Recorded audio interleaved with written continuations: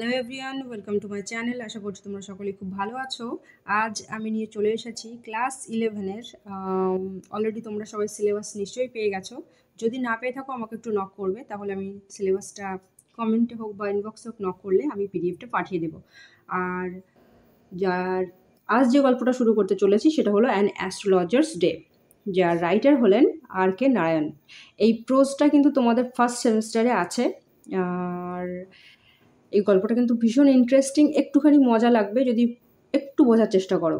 আশা করছি তোমরা বুঝতে পারবে। চলো আর.কে নারায়ণ সম্পর্কে দু একটা কথা জেনে নিই আগে। প্রথমত আর.কে নারায়ণের পুরো নামটা আমাদের জানতে হবে, ঠিক আছে? এই যে রাশিপুরম কৃষ্ণস্বামী নারায়ণ, ঠিক আছে? এবং তিনি কোথায় জন্মগ্রহণ করেছিলেন? না মাদ্রাসে। আমাদের ভারতবর্ষেরই মাদ্রাস বলে একটা জায়গা আছে, সেখানে তিনি জন্মগ্রহণ করেছিলেন। তিনি তার কল্পকাহিনী লিখতে ভালো লাগতো। এবার এইটা আমাদের মনে রাখতে হবে, ফিকশন রাইটার, ঠিক আছে? আশা করছি তোমরা বুঝতে পেরেছো কী কী বলতে চেয়েছি। এই যে fiction writer as a career, ঠিক আছে?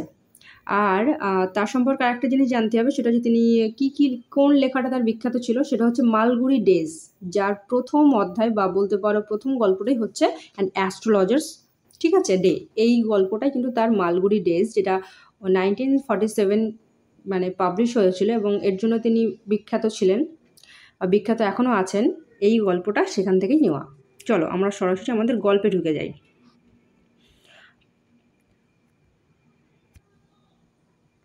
প্রথমে দেখো বলছে, পাঞ্চুয়ালি at mid day he opened his bag and spread out his professional equipment.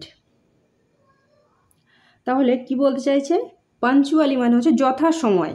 পাঞ্চুয়ালি মানে কিন্তু যেমন ধরো পাঞ্চুয়ালি আমরা যেমন স্কুলে যাই সেটাকেও পাঞ্চুয়াল বলা যায়, ঠিক আছে? অর্থাৎ যথাসময়ে, মিড ডে অর্থাৎ ঠিক দিনের মাঝখানের একটা সময়ে তার কাছে এটা একটা জ্যোতিষীর জন্য সঠিক সময় বলে মনে হয়েছে, সেটাই তিনি পাঞ্চুয়াল বলেছেন।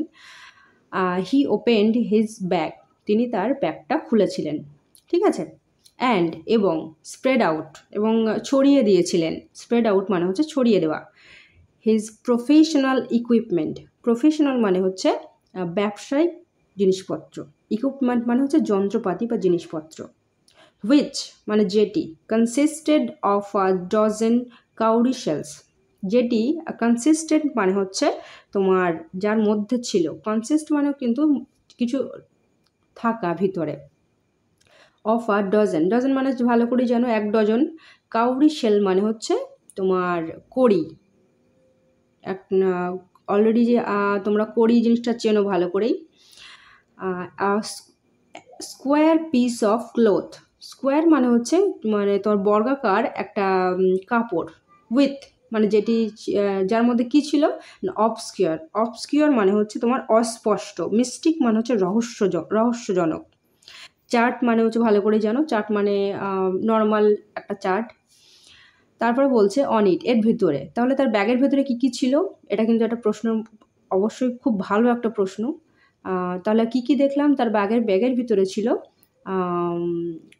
একটা কাউরি শেল 1 ডজন, তারপরে ছিল স্কোয়ার একটা বর্গাকার পিস কাপড়ের, যার ভেতরে ছিল রহস্যময় অস্পষ্ট কিছু চার্ট, নোটবুক, একটা নোটবুক ছিল, অ্যান্ড আ বান্ডেল অফ পালমাইরা, আর একটা বান্ডেল ছিল যেটা পালমাইরা অর্থাৎ তালপাতার বলতে পারো কিছু জিনিস তালপাতার ওপর লেখা থাকে, যেটা রাইটিং, অর্থাৎ তালপাতার ওপর লেখা থাকে, সেটা আমি পিকচারে দিয়ে দিচ্ছি তোমাদের। তাহলে এই পর্যন্ত কি দেখলাম, যে পাঞ্চুয়ালি অর্থাৎ যথাসময়, সেই যথাসময়টা কোন সময় না, ঠিক দুপুরবেলা একজন জ্যোতিষী, এখনও কিন্তু জ্যোতিষী আমরা জানতে পারিনি, কিন্তু এখানে দেখছি যে একজন কিছু জিনিসপত্র নিয়ে বসেছেন। সেই জিনিসগুলো কি কি অলরেডি দেখে নিয়েছি, এবার চলো দেখে নিচ্ছি তারপরে কি বলছে। তারপর বলছে, his forehead was resplendent with sacred ash and vermilion. His forehead মানে হচ্ছে তার কপাল ছিল, রিসপ্লেন্ডেন্ট মানে হচ্ছে ঝকঝকে, উইথ স্যাক্রেড মানে পবিত্র, অ্যাশ মানে ছাই, অ্যান্ড ভার্মিলিয়ন মানে সিঁদুর। যার কপালটা ছিল একদম ঝকঝকে পবিত্র ছাই দিয়ে মাখানো, আর ভার্মিলিয়ন মানে সিঁদুর দেওয়া। যারা জ্যোতিষী দেখেছো, এই গেট আপটার কথা শুনলে তোমরা অলরেডি বুঝে গেছো যেটা জ্যোতিষীর কথা বলছে। তারপরে দেখো বলছে and his eyes sparkled with a sharp abnormal gleam. তাহলে এখানে কি বলছে অ্যান্ড হিজ আইজ মানে এবং তার চোখগুলো স্পার্কলড মানেও কিন্তু ঝকঝক করা, ঠিক আছে, মানে চকচক করছে। উইথ আ শার্প মানে ধারালো, অ্যাবনর্মাল মানে কি যেটা নর্মাল নয়, একটু অন্যরকম লাগছে। গ্লিম মানে হচ্ছে দীপ্তিময়, একদম দীপ্তি ছড়িয়ে দিচ্ছে চারিদিকে। হুইচ যেটি was really an outcome of a continual searching look for customers. Which really an outcome মানে যেটা হওয়া উচিত, যেরকমটা করা উচিত, অফ আ কন্টিনিউয়াল মানে হচ্ছে যেটা সবসময় একটা যেন কন্টিনিউয়াস মানে তো জানো সেই কন্টিনিউয়াসই এখানে বলা হয়েছে কন্টিনিউয়াল, অর্থাৎ সব সময় যেটা কি করে সার্চিং খোঁজে, লুক ফর কাস্টমার অর্থাৎ যেন কাস্টমার অর্থাৎ ক্রেতা খুঁজে বেড়াচ্ছে, যেটা সাহায্যে আমরা বুঝলাম। বাট কিন্তু which his simple clients took to be a prophetic light and felt comforted. কিন্তু এই যে তার সিম্পল যে লুকটা আছে, এই যে এতক্ষণ ধরে আমরা দেখলাম তিনি কী কী ছড়িয়ে বসে আছেন, তার মাথায় কি আছে, এই যে জিনিসগুলো, এগুলো কিন্তু একটা ক্লায়েন্ট অর্থাৎ তার কাছে যারা আসতো তাদের কাছে এটা সিম্পল একটা ব্যাপার ছিল না, তাদের কাছে এটা মনে হতো তাকে ভরসা করার মতন বলে মনে হতো, এবং তাদের কাছে এটা কমফোর্ট জোন বলে মনে হতো যে তিনি তাদের সম্পর্কে সঠিক তথ্য দিতে পারবেন, ঠিক আছে। The power of his eyes was considerably enhanced by their position. কি বলছে the power of his eyes, তার চোখের যে একটা এখানে পাওয়ার বলতে বোঝাতে চেয়েছে ক্ষমতা, চোখের একটা ক্ষমতা থাকে প্রত্যেকটা মানুষেরই, এখানে সেই জ্যোতিষীরও কিন্তু চোখের একটা ক্ষমতা আছে। ওয়াজ কনসিডারেবলি অর্থাৎ প্রচুরভাবে, এনহ্যান্স মানে বর্ধন করছে বা বাড়িয়ে দিয়েছে, বাই দেয়ার পজিশন মানে এই যে প্রত্যেকটা জিনিস এক একটা জায়গায় আছে, তার চোখটা কাস্টমার খুঁজছে, একদম ক্রমাগত মানে ঝকঝক করছে তার কপালটা, এইসব জিনিসগুলোকে তার সমস্ত কিছু অর্থাৎ তার যে ক্ষমতা সেটাকে যেন অনেক গুণ বাড়িয়ে দিয়েছে, ঠিক আছে। Place as they were between the painted forehead and the dark whiskers which streamed down his cheeks। এখানে ভালো করে দেখো কি বলতে চাইছি, আমি এই লাইনটা এখন পড়ছি। the placed as they were between the painted forehead মানে হচ্ছে এগুলো এই যে তাদের পেইন্ট করা আছে তার কপালে, অ্যান্ড দ্য ডার্ক হুইস্কার্স মানে হুইস্কার্স মানে হচ্ছে গোফ, ঠিক আছে। হুইস্কার্স মানে আমরা অ্যাকচুয়ালি বিড়ালের গোফটাকে চিনতাম, কিন্তু এখানে হুইস্কার্স মানে কিন্তু মানুষের এই যে ওই যে জ্যোতিষী যেটা দাড়ি অনেকটা বড় করে রাখে জ্যোতিষীরা, সেটাকে বোঝানো হয়েছে। ডার্ক মানে হচ্ছে ঘন এখানটায়, ঠিক আছে, অন্ধকার বা অন্য কিছু নয়, এখানে ঘন বোঝাতে ব্যবহার করা হয়েছে। হুইচ স্ট্রিমড মানে এখানে কি বোঝাতে চেয়েছে, স্ট্রিমড মানে হচ্ছে কি একভাবে একদম নিচের দিকে যেটা চলে গেছে, ডাউন, স্ট্রিম ডাউন মানে হচ্ছে নিচের দিকে যেটা চলে গেছে, অর্থাৎ অনেকটা বড় লম্বা দাড়ি বোঝানো হয়েছে। হিজ চিক্স মানে কোথা থেকে না তার গাল বেয়ে অনেকটা লম্বা হয়ে দাড়িটা নেমে এসেছে, এই দাড়ি বলছি গোফটা নেমে এসেছে, ঠিক আছে। হুইস্কার্স মানে এখানে গোফটা কিন্তু অনেকটা লম্বা হয় ওদের। তারপরে কি দেখো বলছে even a half wit's eyes would sparkle in such a setting, ঠিক আছে।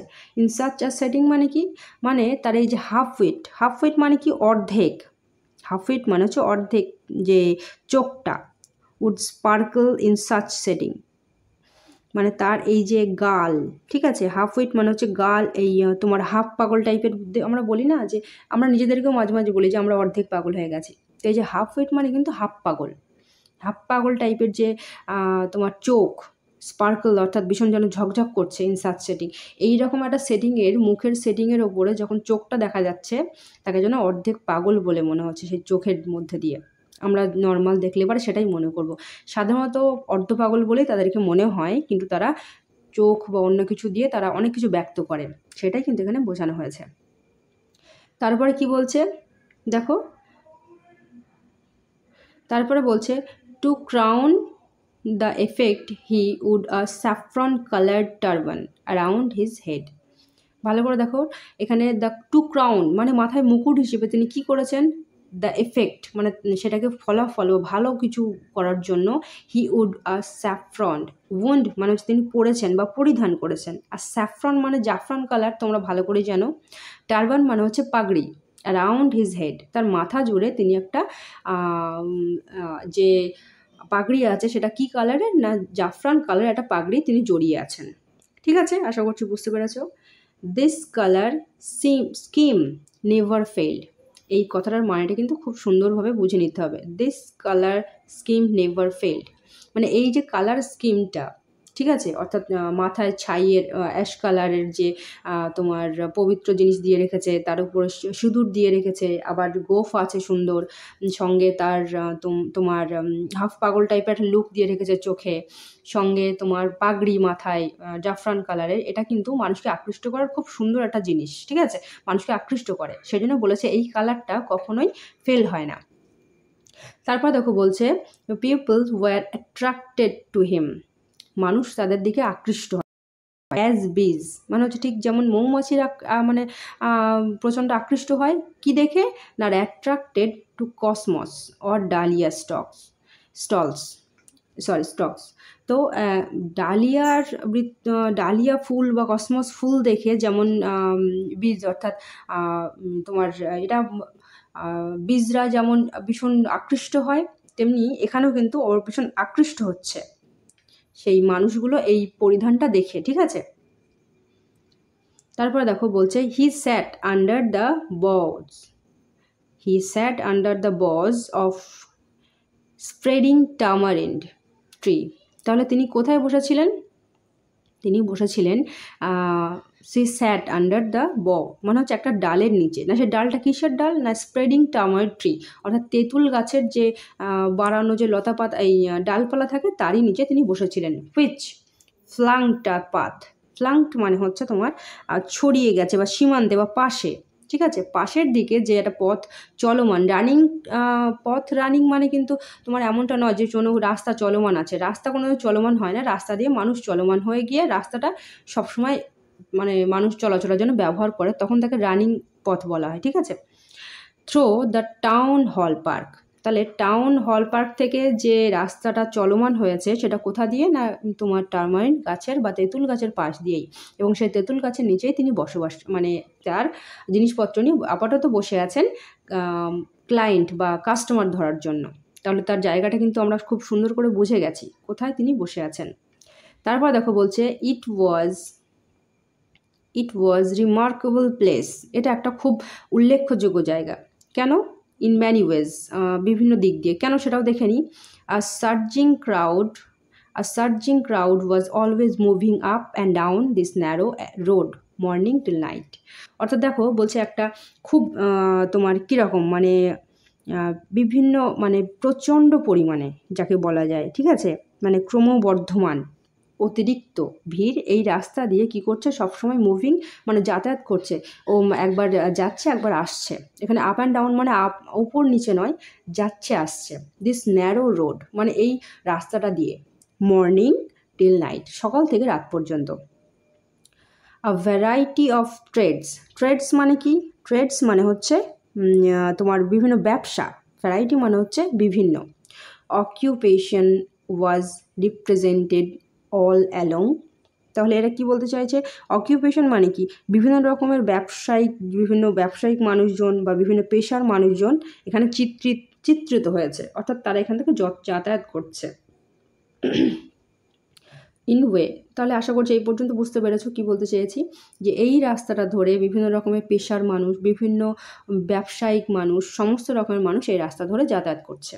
তারপরে দেখো বলছে মেডিসিন সেলার, তাহলে কারা কারা আছে না মেডিসিন সেলার যারা ওষুধ বিক্রি করে, সেলার অফ স্টোলেন হার্ডওয়্যার মানে কি? মানে চুরি করা জিনিসপত্র, সেটা যাই হোক চুরি করা, চোরাই মার্কেট বলে তোমরা শুনেছো, চোরাই জিনিসপত্রগুলো এখানে বিক্রি করার যে সমস্ত মানুষেরা আছে বা যে বিক্রেতারা আছে তারা এখান দিয়ে যাতায়াত করে। অ্যান্ড জাঙ্ক মানে পুরনো জিনিসপত্র, ঠিক আছে। তাহলে এই রকম বেশ আরও কারা কারা আছে না ম্যাজিশিয়ানস জাদুকর, অ্যান্ড অ্যাভোভ অল এরকম আরও অনেক কিছু। And auctioneer of cheap cloth an auctioneer মানে কি, মানে যারা নিলামে বিক্রি করে। অফ চিপ ক্লথ মানে কি, খুব কম দামে যারা অকশন দেয়, দিয়ে সেইগুলোকে বিক্রি করে। হু ক্রিয়েটেড এনাফ ডিম, হু ক্রিয়েটেড এনাফ ডিম, দাঁড়াও একটুখানি দাগ দিয়ে তোমরা বুঝতে পারবে। এই যে ডিন, ডিন শব্দটার অর্থ কি? ডিন শব্দটার মানে হচ্ছে, অর্থটা হচ্ছে ক্রমাগত একটা বা একটানা উচ্চ শব্দ দিয়ে যখন কেউ একটা কথাবার্তা বলে তখন সেটাকে বলা হয় ডিন। তাহলে হু created enough dean all day, তাহলে হু ক্রিয়েটেড মানে কি, সেই কে ক্রিয়েট করছে না, যে অকশনার, সে সারাদিন একটা উচ্চ শব্দ বা এক টানা শব্দ করে মানুষকে অ্যাট্রাক্ট করছে তার দিকে। The whole day, whole town মানে সারা, এই যে টাউনের যে মানুষগুলো যাতায়াত করছে বা সেখানে থাকছে বা সেখানে যাতায়াত করার জন্য সেই রাস্তাটা ব্যবহার করছে, তাদের সকলকে সে নিজের দিকে আকর্ষণ করছে। নেক্সট টু হিম মানে ঠিক তারপরেই, নেক্সট টু হিম মানে এখানে কিন্তু তার পিছনে যে আছে সেটা নয়, একটুখানি দেখো বুঝতে পারবে। ইন ভোসিফেরাসনেস মানে হচ্ছে কণ্ঠস্বরে সে যতটা উচ্চস্বরে বলছে তারপরে, মানে তার থেকে একটু কম জোরে যে কথা বলছে এবং অন্যদের তুলনায় অনেকটা ওই যে অনেক জোর কথা বলছে বা দ্বিতীয়তে যে কথা বলছে, ঠিক আছে। অর্থাৎ ধরো তোমরা একসঙ্গে অনেকজন চেঁচামেচি করছো, তার মধ্যে যে সব থেকে বেশি জোরে কথা বলছে তারপরে একজন দেখা যাচ্ছে সে তার মতোই চেঁচাচ্ছে কিন্তু তার থেকে একটু কম, এটা সেই নেক্সট টু হিম বলতে চেয়েছে। ইন ভোসিফারাসনেস মানে হচ্ছে কণ্ঠস্বর। Came a vendor of fried ground nuts মানে কি, ভাজা বাদাম, কাঁচা বাদাম নয়, ভাজা বাদাম। তাহলে এই যে অকশনারের পরে দ্বিতীয় যার গলার আওয়াজটা সব থেকে বেশি মানুষ শুনতে পাচ্ছিল সেটা হচ্ছে একজন ভাজা বাদাম বিক্রেতার। হু গেভ হিজ ওয়্যার মানে কিন্তু এখানটায় পণ্যদ্রব্য, অর্থাৎ তিনি যেটা বিক্রি করছেন, অর্থাৎ ফ্রাইড গ্রাউন্ড নাটসের কথা বলছে। তিনি এই যে তার জিনিসপত্র অর্থাৎ ভাজা বাদামটা বিক্রি করছেন, না ফ্যান্সি নেম ইচ ডে, অর্থাৎ খুব সুন্দর সুন্দর নাম দিচ্ছিলেন, রোজ পাল্টাচ্ছিলেন নামগুলো। কলিং ইট বোম্বে আইসক্রিম, একদিন বলছেন Bombay ice cream, one day, and on the next Delhi almond, দ্বিতীয় দিন বলছেন দিল্লি আমন্ড বিক্রি করছেন। And on the third Rajah's delicacy, তৃতীয় দিন কি বলছেন না রাজার ডেলিকেসি বিক্রি করছেন। অ্যান্ড সো অন, এবং এইভাবে তিনি নাম পাল্টে যাচ্ছেন। অ্যান্ড সো ফর্থ, এবং এইভাবে ক্রমাগত চলতে থাকছে। অ্যান্ড পিপল ফ্লকড টু হিম, এবং এই যে তিনি বিক্রি করার যে নতুন পলিসি আবিষ্কার করেছেন এই জন্য সকলেই তাকে দেখে বেশ আকৃষ্ট হচ্ছে এবং তার কাছে কি করছে না ভিড় করছে। ফ্লকড মানে হচ্ছে ভিড় করা, ফ্লকড মানে কি বললাম, ভিড় করা। A considerable person of this crowd, এই যে মানে তোমার কনসিডারেবল মানে হচ্ছে তোমার যেটা বলা যায় যে যথেষ্ট পরিমাণ বা বেশ অনেকটা পরিমাণ।